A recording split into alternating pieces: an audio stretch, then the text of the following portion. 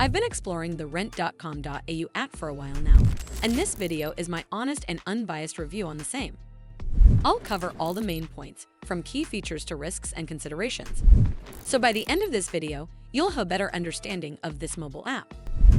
Rent.com.au app is aimed at renters across Australia who want an easier way to search for and manage rental homes. It's designed for people comparing multiple suburbs, relying on public transport, or wanting extra tools around applications and payments. The app's core features focus on search and renter tools. You can look for houses and apartments using lifestyle filters, walkability scores, NBN status, commute times, and suburb rental insights, which helps when you are choosing between different areas.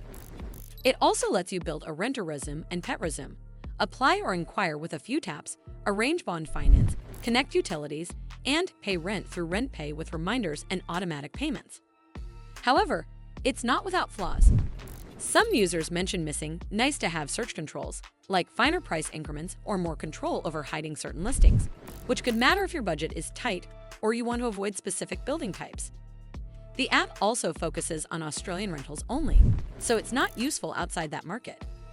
Overall, ratings are very strong, with an average of 4.9 out of 5 from around 41,000 reviews, and written feedback often praises the powerful filters and renter-focused extras.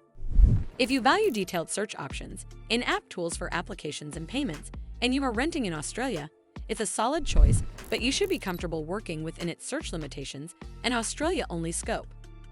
Well, that's all for this video. I hope you found this video helpful.